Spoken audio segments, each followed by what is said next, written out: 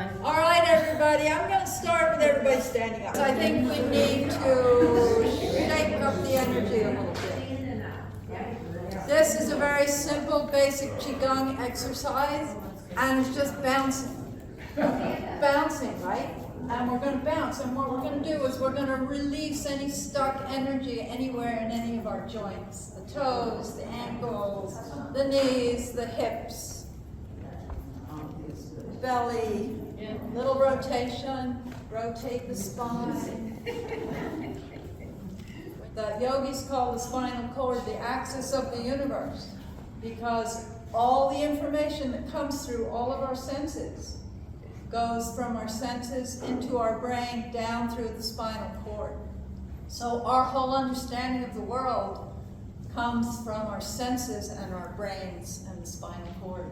So keeping the spinal cord flexible helps keep the mind flexible. So it's all connected. And when the body and the spinal cord are relaxed, we can sit and we can contemplate the meaning of life and who we are and connecting to that source place. So does everybody feel a little better, a little more energized right now? It's amazing what a few minutes of simple stretching can do. Side to side, front and back.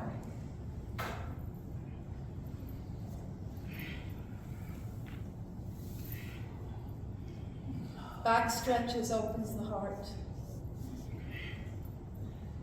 Front stretches open the spinal cord. Then you can come back to center. Okay. Now we're ready to sit for a little while. Being comfortable is important. There are some pillows in the temple if anybody needs a pillow. Often when you're sitting in a cross-legged posture, the way to be comfortable is to raise the spinal cord a little bit so that you can make a triangle with the crossed legs. Sitting flat on the ground is a lot less comfortable than sitting with a raised spine and letting the knees drop slightly. That makes a big difference. They are made from quartz, which is silicon dioxide, very common mineral on the planet, one of the most common minerals on the planet. And that is a combination of silicon and oxygen, right?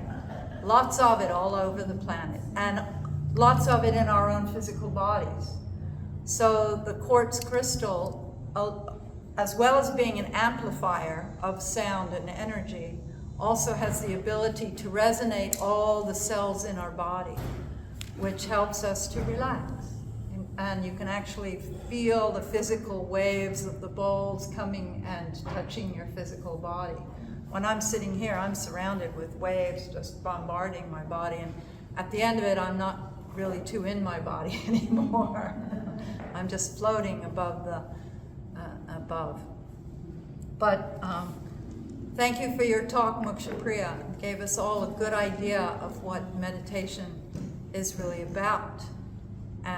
And again, everybody has a very individual experience of what that means, because it's all about connecting to your divine source within. And everybody is going to perceive that in different ways and through different means. So having a variety of techniques is very useful for that. In the end, we all want the same thing. We want to feel connected to source energy, and we want to be happy.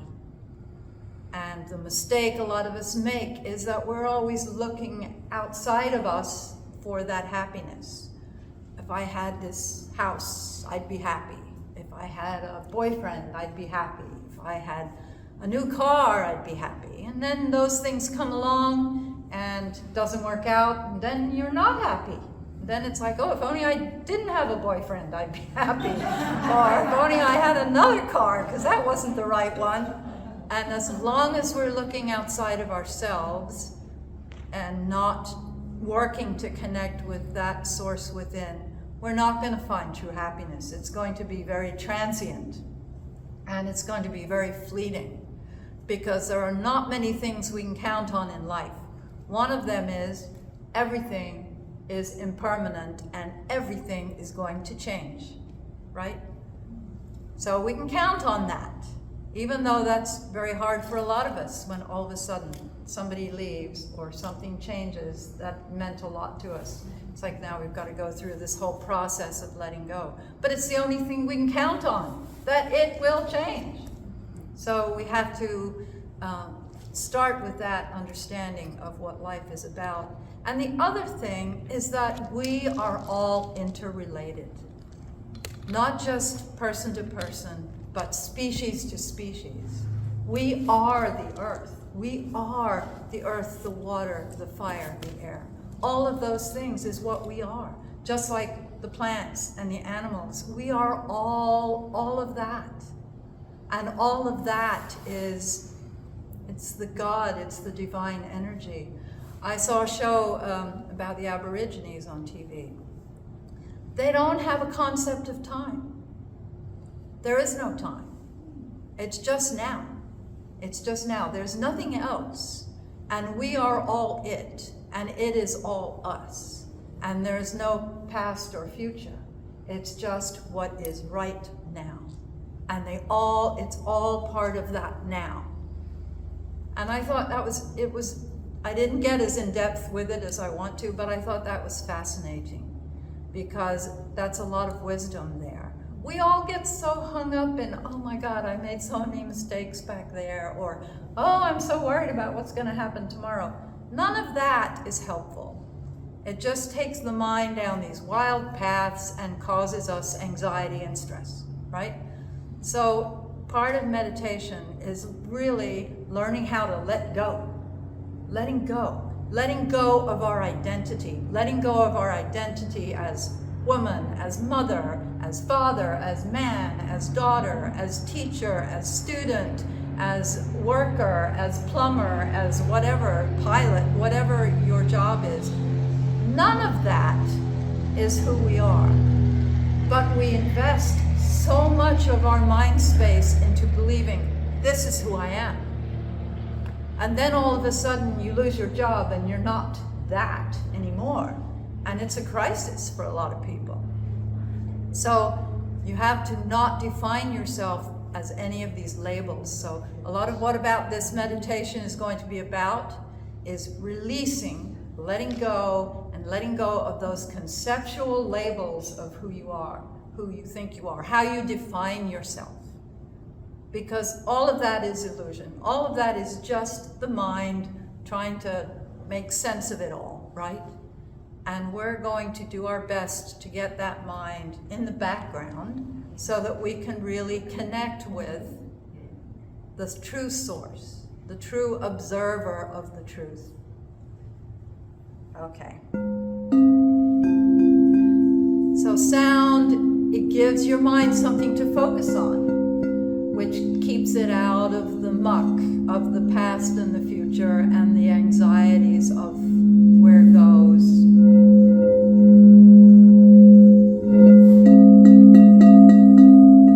So I want everybody to start sitting up, but I also want everybody to be comfortable. If your body gets uncomfortable and starts niggling at you, lie down, go sit in a chair, whatever you need to do to be comfortable. Keep your spine straight, which you can do lying down as well as sitting in a chair. So straight spine is important because then all of those messages and neurons are traveling up and down the spinal cord unimpeded. And that's where the Shakti, that's where the power comes from, is the energy in the spinal cord. So get comfortable. And we're going to start by focusing on the breath.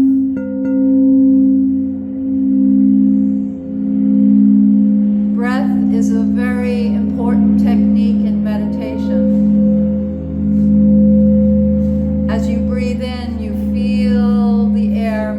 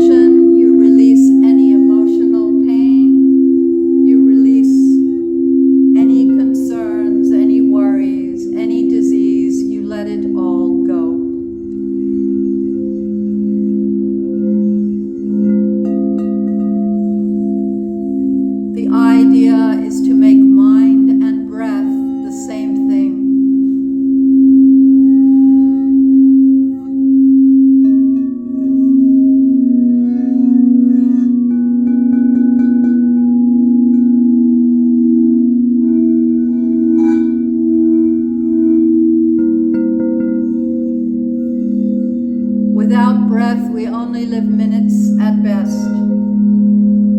And yet most of the time we are unaware of our breathing.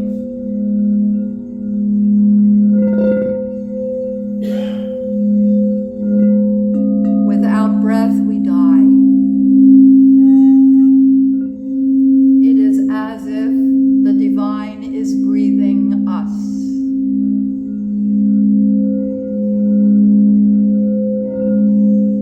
So breath becomes the sacred thread to that source energy.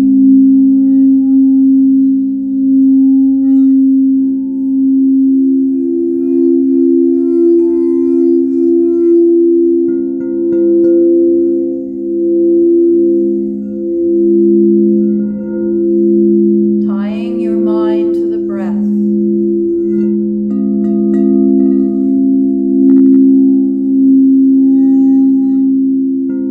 The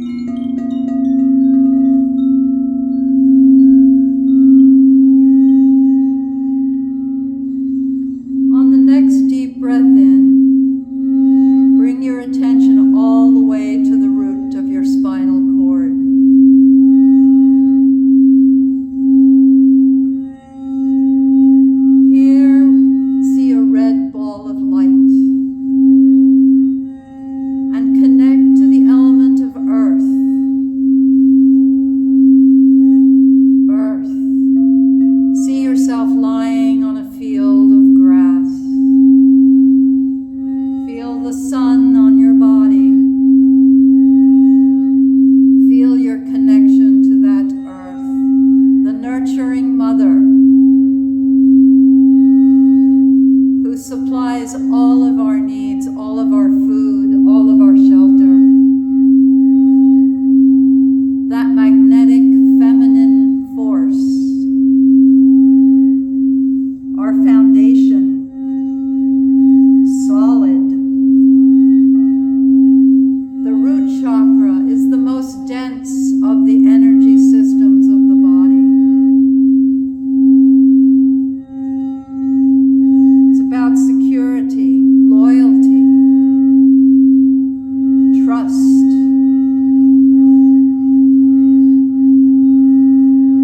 Feel your connection to the element of earth.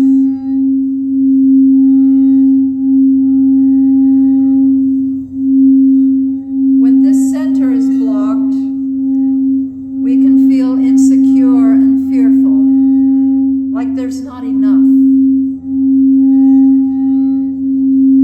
We hold on to things because we have fear of lack. There's a delusion that security comes from stuff, materialistic things.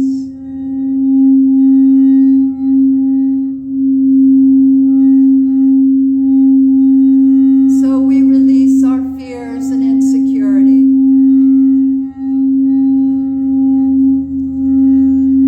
We find balance on and with the earth element.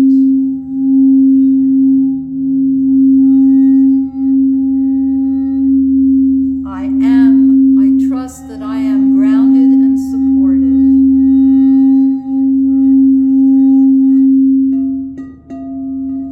We are all part of the earth.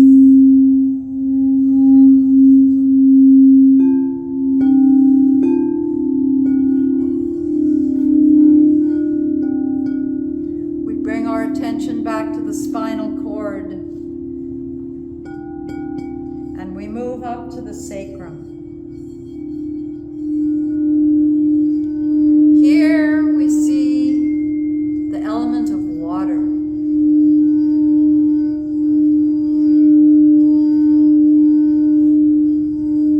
The color is orange. See yourself floating on an ocean or a lake. Just feel your body completely supported by water. Our sex organs and our bladders are here. Our creativity, our desires, our connection to family, passions, enthusiasm, flexibility. The water element takes on whatever shape of container it's in. It is able to ebb and flow and deal with whatever its surroundings demand of it.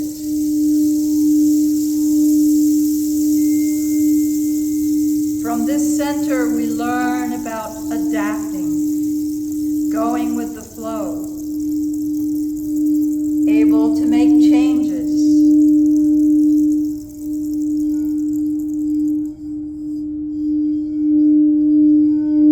This center is about the desire to merge, letting go of the I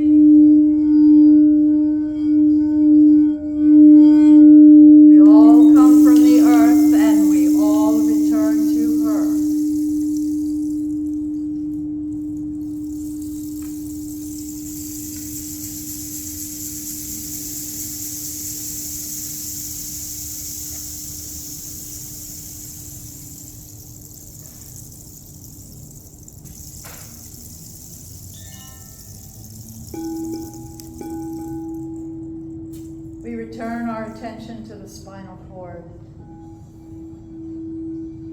And now we move up to the solar plexus, the diaphragm. Here we see a yellow ball of light. And the element here is the element of fire. See yourself sitting close to a fire. Feel the power coming from that fire, the yellow flames. See how the wood in the fire is disintegrating into ash.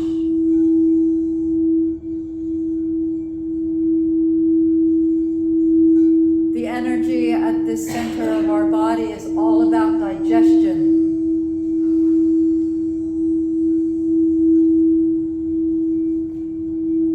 This governs our ability to digest life. Our stomachs, our livers, our gallbladders. As we bring in food, it is at this center that the food is turned into energy, vitality, the power furnace of our body, the center of our wills.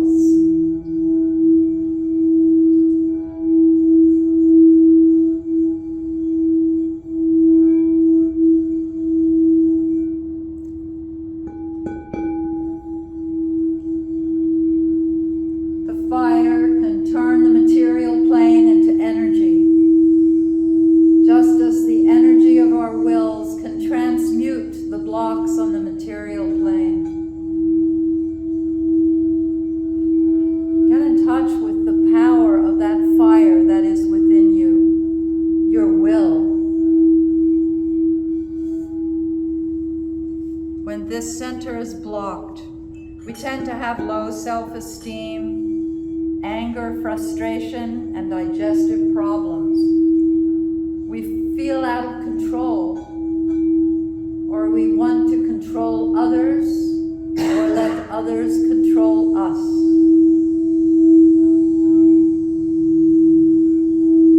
So we work at bringing this back into balance.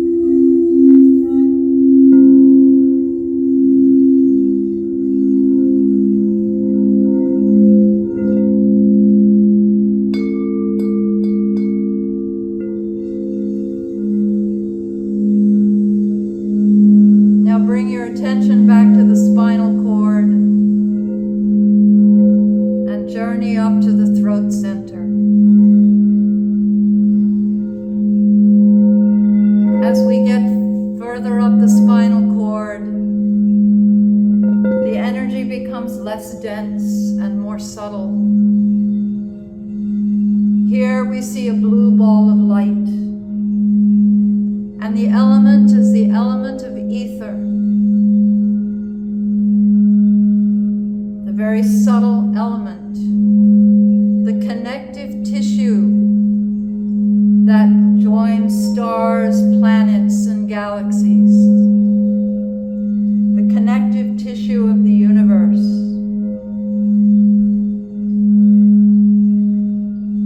This energy center is about communication. It is about hearing others. It is about voice and speaking and communicating. It controls our thyroids, our immune system.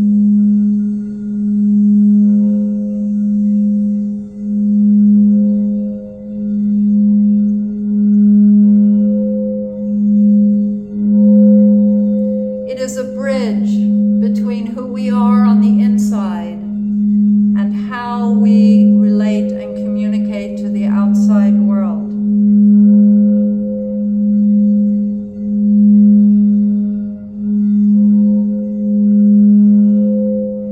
When this center is blocked, we can be judgmental, critical,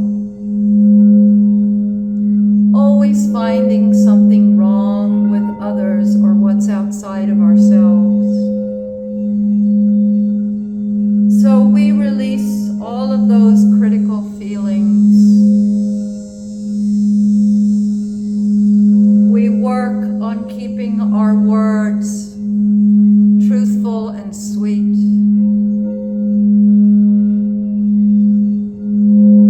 The words we speak are very important. They matter. They have the ability to do harm. They have the ability to heal. So we make conscious effort to use our words consciously with care and to leave our ears open so that we can hear the other with compassion.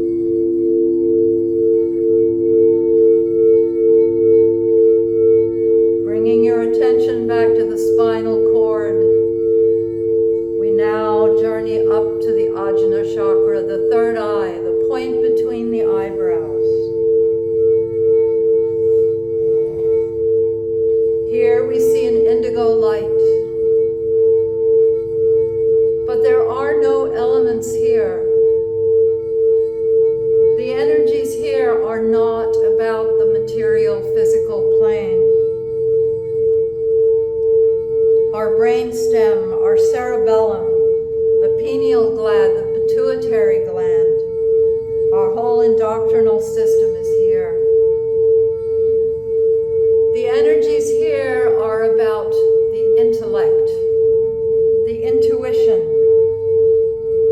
imagination, the intention, the dream state, sight and light. And when you gently raise your gaze to the point between the eyebrows, you will see the spiritual light.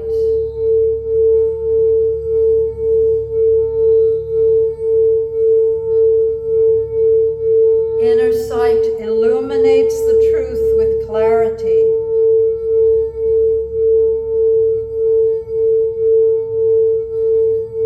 I see, I understand.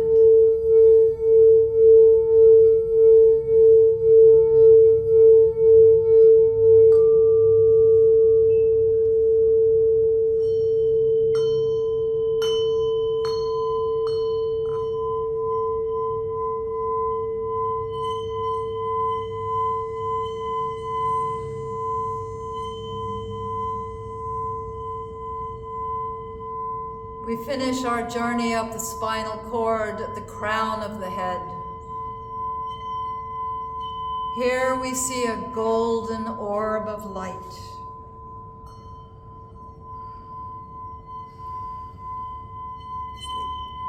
The seed of the 1,000-petaled lotus. Unbounded awareness beyond the intellect, beyond the mind, beyond all limitations of the senses. Time, space, and causality, all not there.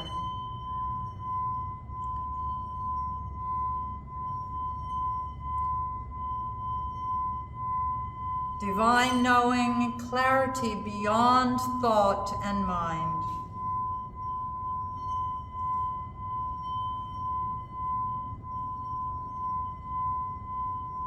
The seer, the seeing, and the seen all become one thing.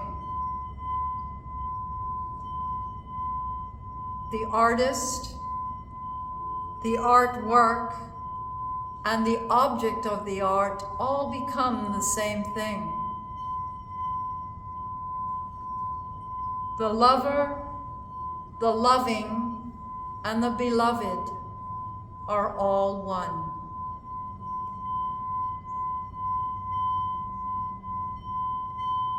So on the in-breath, hum on the out-breath, I am that. So on the in-breath, hum on the out-breath, I am that.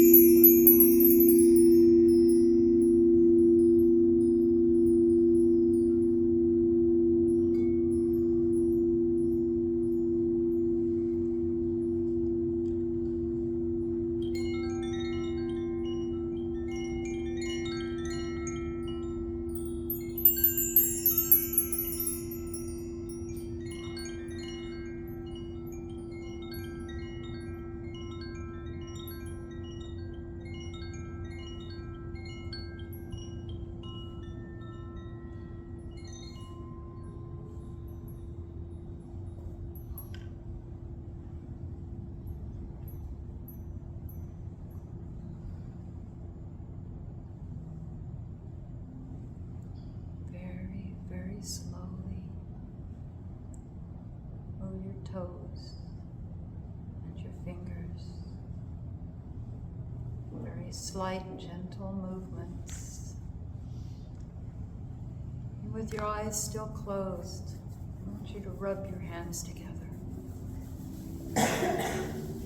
And as you're rubbing your hands together, you're building warm, healing energy between your hands. Cup them over your closed eyes. Open your eyes and feel those warm waves of healing energy moving into your eyes and your brain. Feel them soothing your whole head. Close your eyes. I'm going to rub our hands together again. And this time, find a part on your body that could use some extra energy. And just put your hands on that part of your body. And just feel those warm, healing waves of energy going into your skin.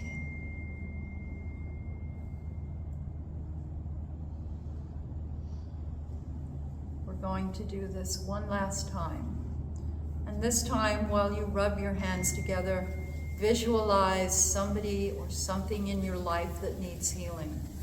It could be the whole planet. It could be an individual. It could be a pet. It could be a plant, whatever you need it to be. And then when you open your hands, just see those waves of healing energy and intention going towards that image in your mind's eye, surrounding that with your healing intention.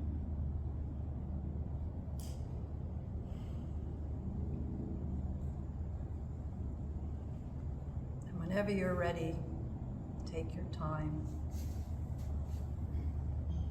Move slowly, slowly into a sitting posture. Roll from one side to another if you need to, relaxing the body to get back up.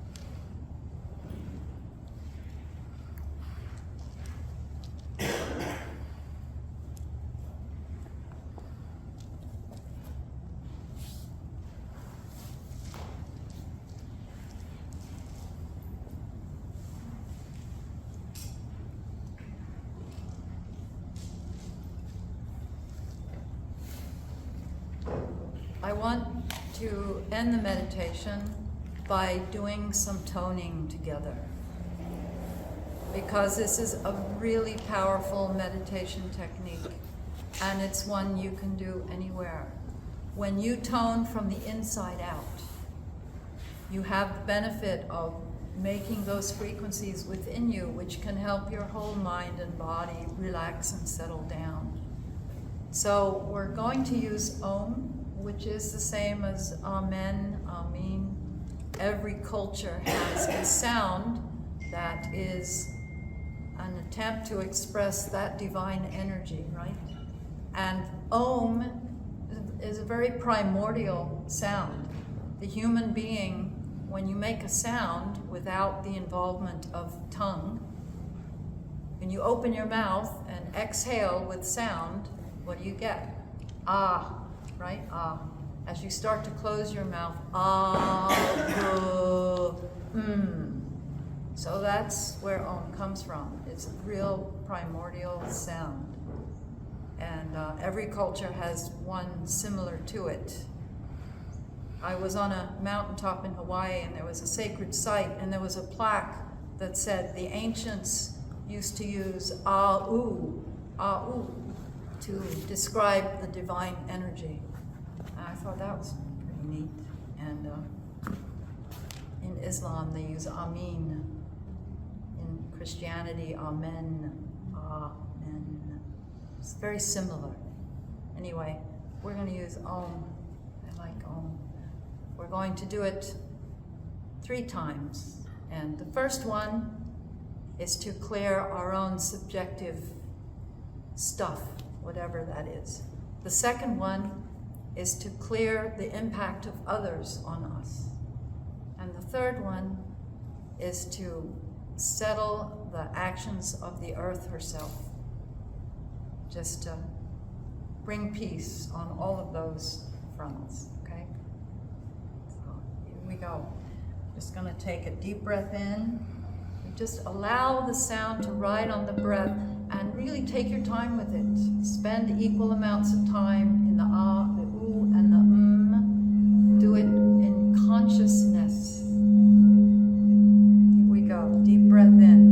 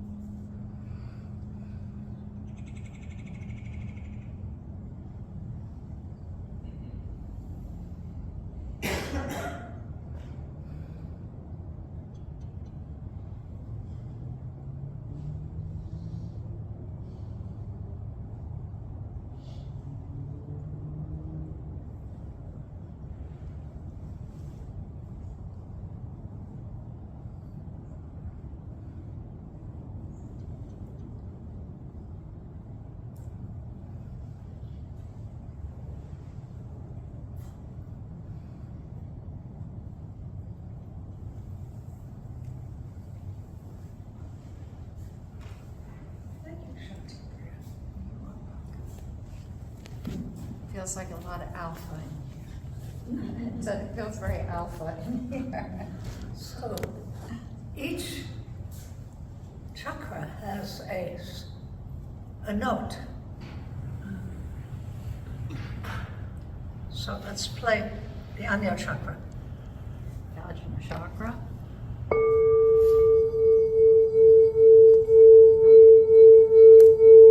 Concentrate on your Anya chakra.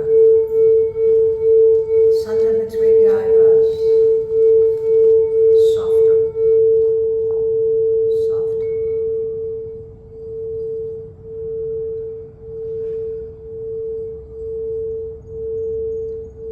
That's the A. And then the top of the head is B.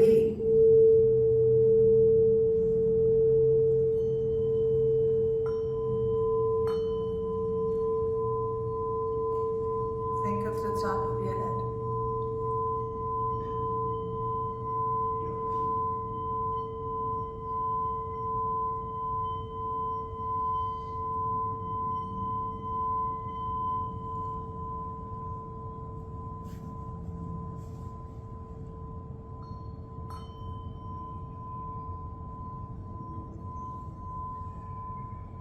Can you feel the energy there?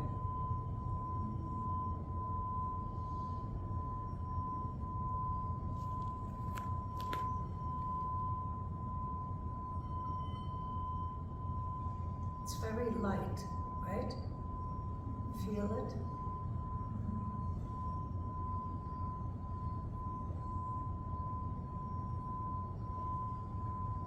Good. That's a beautiful sound. Where did you get that? That's gorgeous.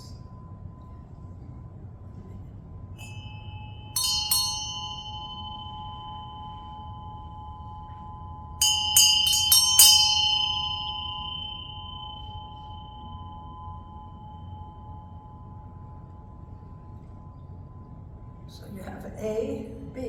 C is the base of your spine.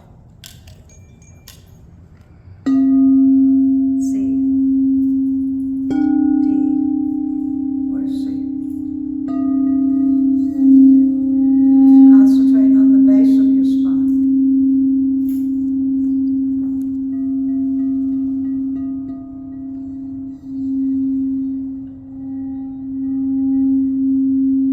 Your root chakra has your memory seed atom. You want to activate it. Kundalini sits in 3.5 coils at the base of the spine, waiting to be activated. The mother energy, Shakti it's called. And you see Mother Mary with a snake at the base of her feet. The energy needs to be activated. So that's the C. The next one is D, just below the navel.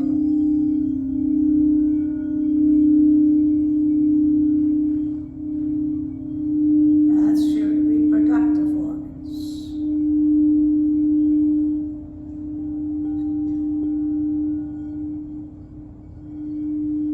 And the solar plexus, E.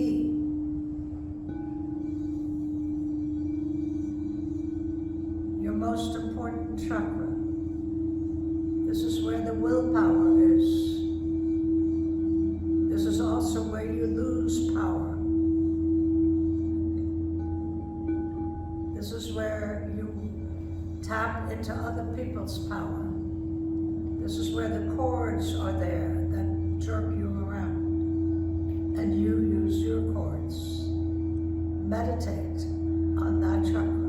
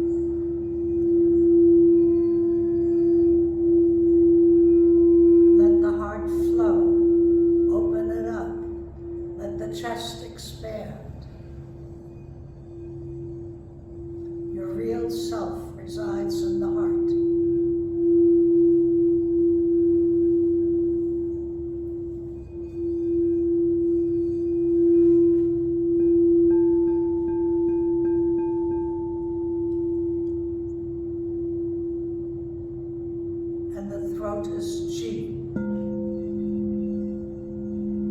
Feel it.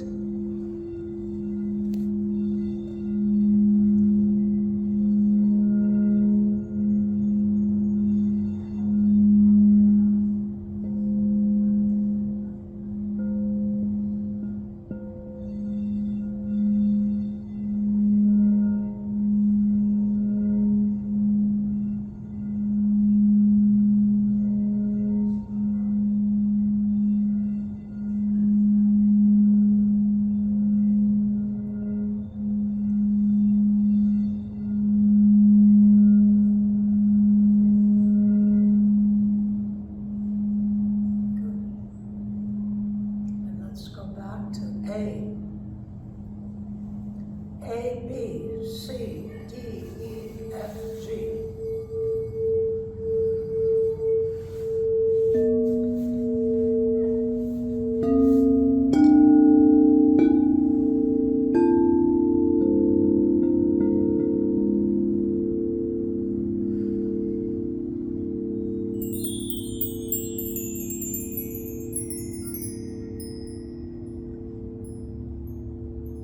Sound is very important. Do you feel that in your body? Resonates within your body. It's a beautiful thing. And the crystal bowls automatically do that. And you can do it at home with any instrument. Yeah. The voice is the most powerful. Yeah. So, any questions? Did you meditate?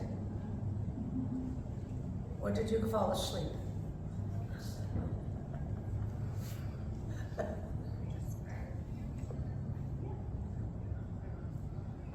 No? No questions? Tell them what you told us about when you... I was, the chakra meditation that I did, I learned from Mataji. I've changed it, I've added to it, I've embellished it, but the root of the chakra, it was through her that I first learned of the connection between the elementals and the chakra centers, and that really resonated with me, and it really helped me understand myself better as far as being connected to the earth and the water and the air and the ether and the fire, right? It just brought all that together for me.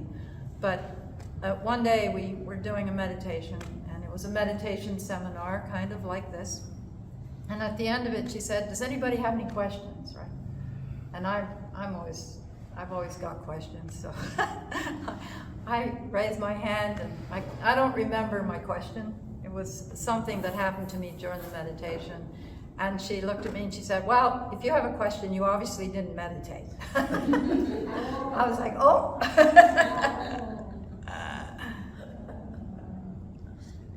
So I didn't ask any questions after meditation after that. Even in her lectures, she never answered a question directly. No. But then when you listen to the lecture, the answer is in there. Yeah. But directly, she never answered any questions, even though she asked for your questions. It was really very interesting. Yeah. But yeah, you would say, if you have a question after the lecture, you weren't listening. Same principle. Yeah, same thing. Yeah. But then the next time she lectured, she answered your question. It was really interesting. It Yeah. was true. But here we are not only asking for questions, because this is a learning session, this is a workshop. Yeah. And not only questions, but experience. Yeah, experiences. Yeah. What did you experience? Did you experience anything? Experiences are also very important. And you noticed that some of you had your knees up.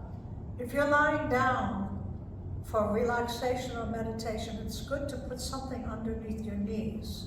Why? It rolls the lower back down, because when you're lying flat, that back arches a little bit.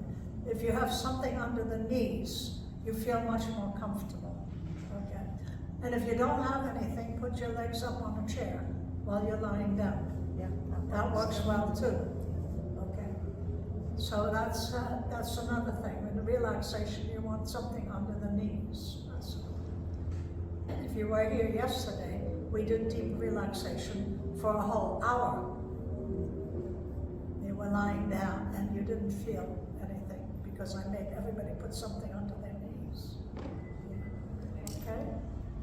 And just that conscious awareness of bringing the energy up and down the spine too is really helpful. Yeah.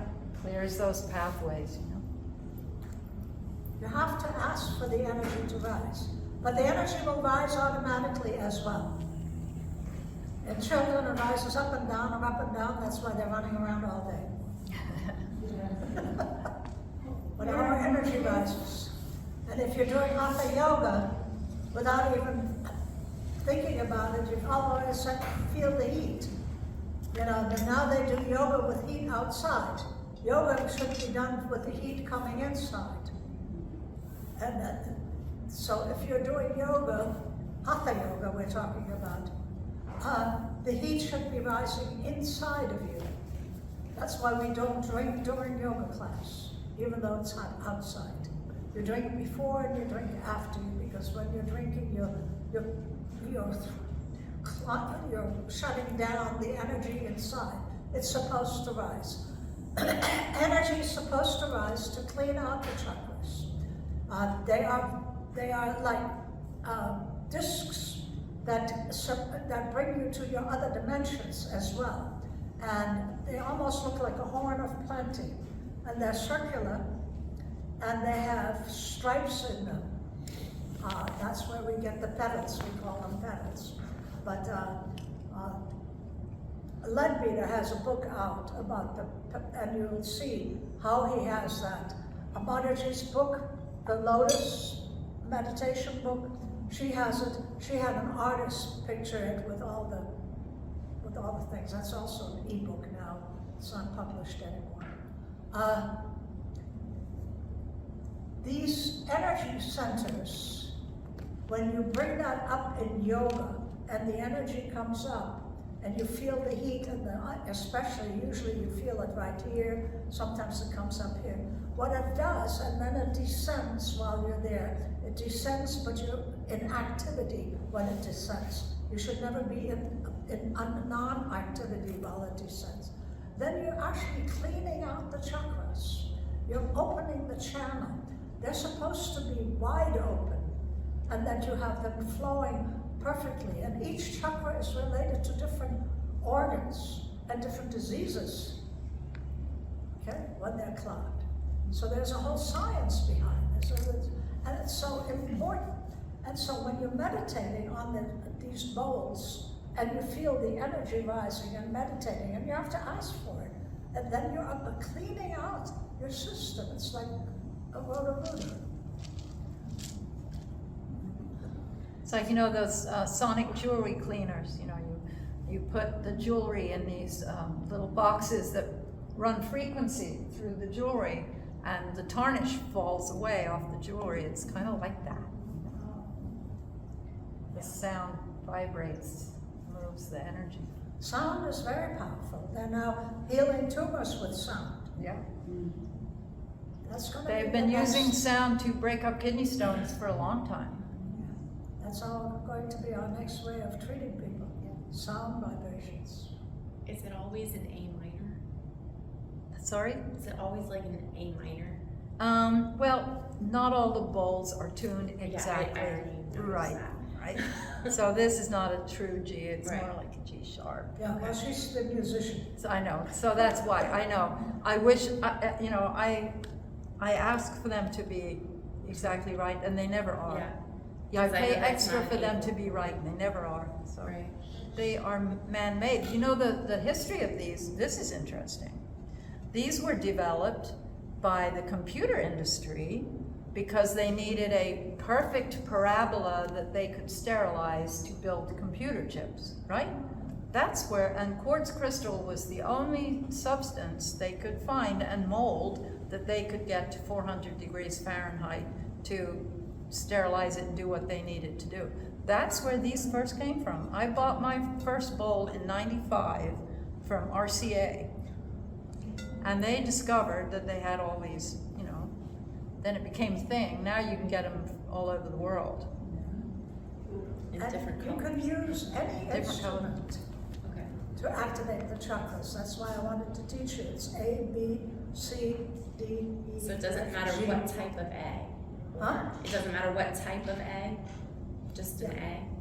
Okay. Well, you know, and I've done I a don't lot of, know. I've done a lot of I reading didn't know there about were this. more than one type of A's. Like sharp, It's flat, like the A440, frequency- A441, yeah. A442. These are not identical to the true frequencies. They're a little bit, a few hertz up or below, which makes them Well, you're always going to find that with Right. all instruments. right. And, you know, different people, I think it's also somewhat personal, just like how you respond to meditation. It's like, some people say it's not C, D, E, A, B. It's not really that way, that different notes can resonate differently with different people, Correct. depending on their past karmic lives, whatever. You know. I personally prefer for you guys to start, and this is what I personally teach, start at the Manipur chakra, not the lower chakra. And because the lower chakras will come up if you start at the Manipur. Because when you start at the lower chakras and you get that energy going and you can't bring it into the heart, it will automatically descend. Okay, and you don't want that. You want to bring it into the heart center. So when you start at the Manipur, through my experience of all these years, this is my personal experience, and this is not what other people teach you. I start at the Manipur, and I really hardly ever talk about the lower two chakras. Because once you're here, they automatically come up. And that way you'll never have that problem of it activating some other energies. But just the Kundalini rather than the sexual energies or whatever, because that's where they are also. So this way you prevent that, and from here you can easily go to the heart. So that's why I do that. Well, I think what she was trying to ask is if she plays it herself, should she hit it an A exactly, or should she be in the minor and sharp and all that? Usually they're sold in sets, but she bought them individually. Yeah, right. But like on an instrument, if she were to do that. Just go with the true note, as close as you can get to it, I would Okay. say. And they're very expensive. No, they're getting cheaper now that you can get them in China.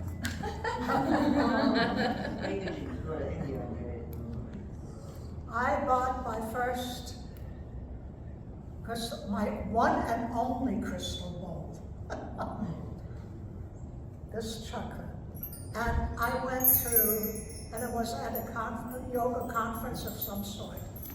And it was Valerie and I went through 10 of those that are supposed to be the A that resonated with me. Okay? That resonated with me. And interesting enough, when there was negativity in the house for a while, the bowl would not sing. It wouldn't sing. And I was so perturbed. I had a nice pouch for it and everything. At that time, this was like almost 20 years ago, I had to pay $225 for that little bowl. That was how expensive it was. Yep, that little one there, that was about what that was. Yeah. That's the A. Well, that's A, yeah. And mine is white. But anyway, but what I'm saying is, I had to go through so many of the same A's. Yeah. Go ahead, tell your story. Okay, there's a lot of magic around the bowls. I was, my first connection to the bowls was back in '95 when I was doing this show at the Henniger Center called The Light Show. And it was written by Robin Krasny and her partner. And, it was a music performance, but it was based on the chakra. And at the time, they had a lady from Orlando brought the crystal bowls. And so they did the root chakra and went up the chakras. And when they got to the throat chakra, the woman was playing the big bowl to introduce the chakra. And it was a big G. A big G. And there'd been some creative differences among the people putting the show on. And she's playing the bowl, and all of a sudden, the entire bowl just exploded. And it was this real dramatic event, right? And at the time, everybody acknowledged that it was because there was squabbling about the creative aspect of what was going on. It was really interesting. And then another time, I was in a circle of about 40 people, and I was doing a meditation, and I was playing a C bowl, like I always play bowls, just you know, not hard, not loud, just gently in a small circle. And I called in the divine energies. I just said, divine energies, come in and be in the circle with us. And right as soon as I ended that sentence, the bowl exploded. And usually when the bowls break, they just kind of do this. They just kind of go, and they crash in. This one exploded, and glass went all around the circle to the edges of the circle. It was really something. I mean, we all just went, oh! I just started singing mantras because I didn't know what else to say, right? We were all a little bit blown away. But it was tangible. I mean, you could feel the energy come in. And it was so much energy, the crystal could not hold it. Crystals are living beings. Yeah. Of course, these have been modified. Crystals are living beings. Yeah. Tesla was the first one that mentioned it. Yeah. They have memory seeds, atoms in them of knowledge. And the reason we have the City of Light Sanctuary upstate is because of that purpose, because that place has the crystals that have the knowledge of the planet the way it's supposed to be before it got destroyed by us. Okay. And there are many City of Lights around the planet that will do that, that has that, and the idea is to get the ley lines going between these crystals. We're in a direct alignment with Mount Shasta. Same ley line, 42. It's amazing.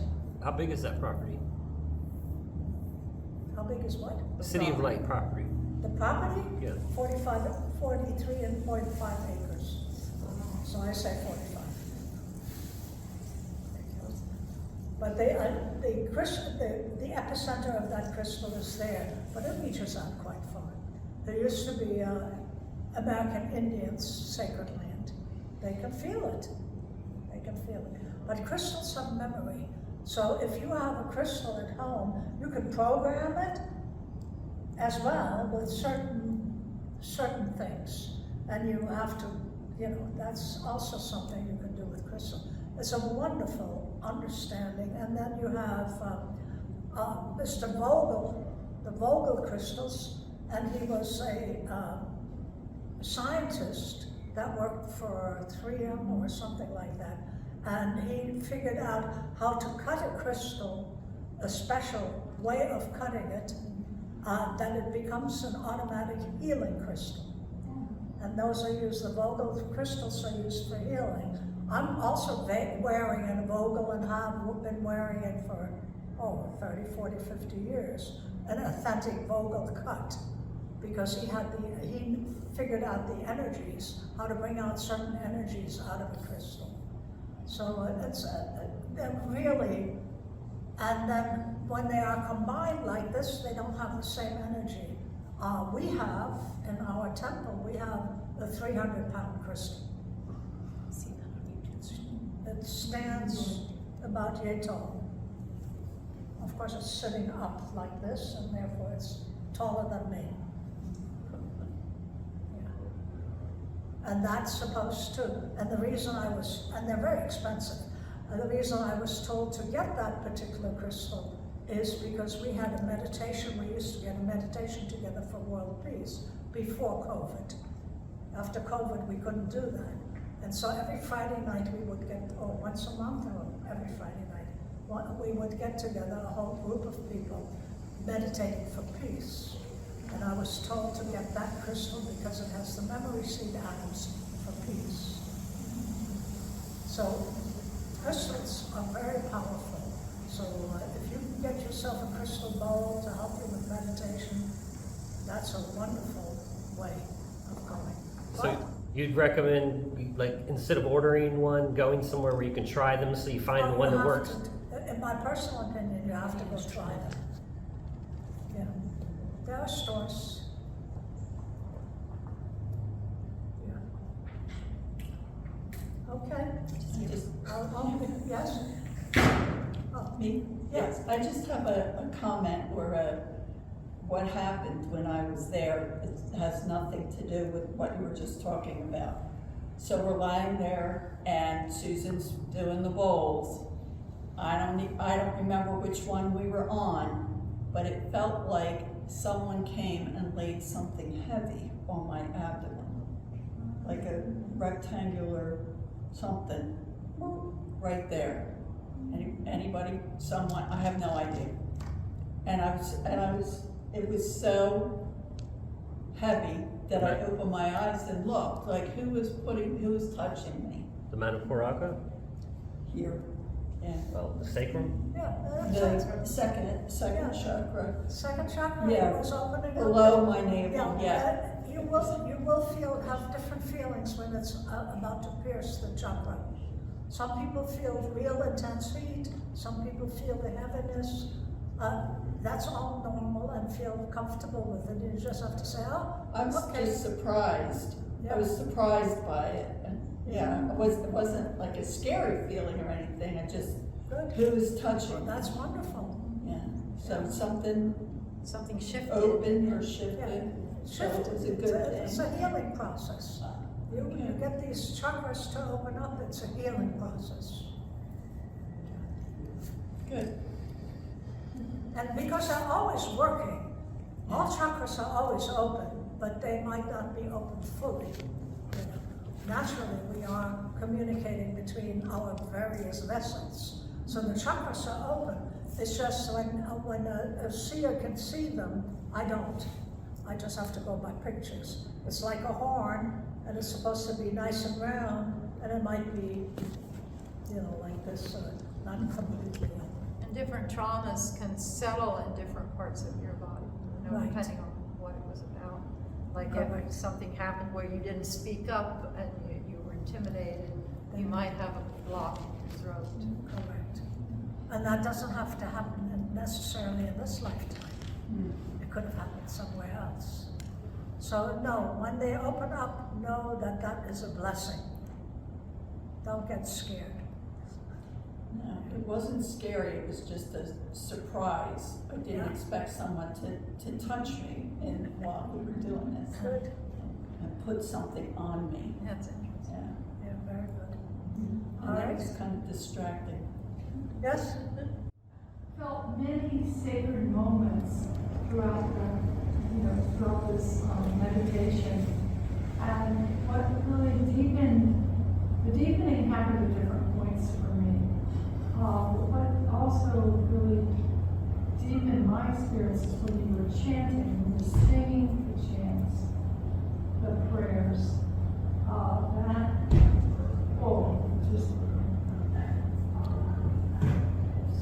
Just such a rich.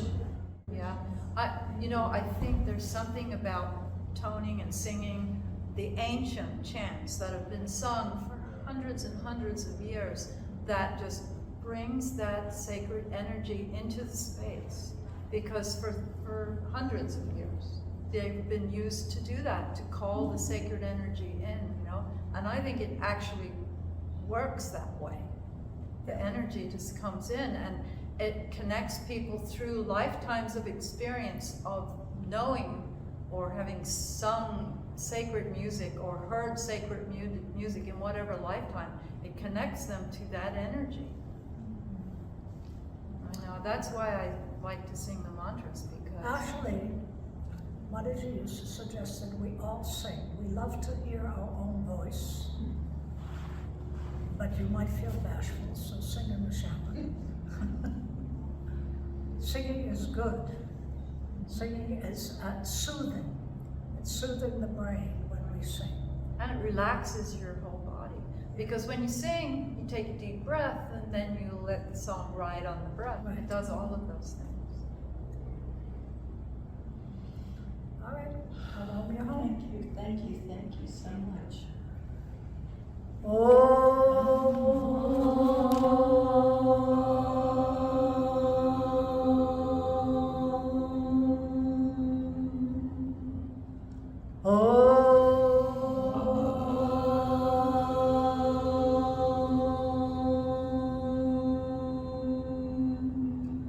Shanti, Shanti, Shanti.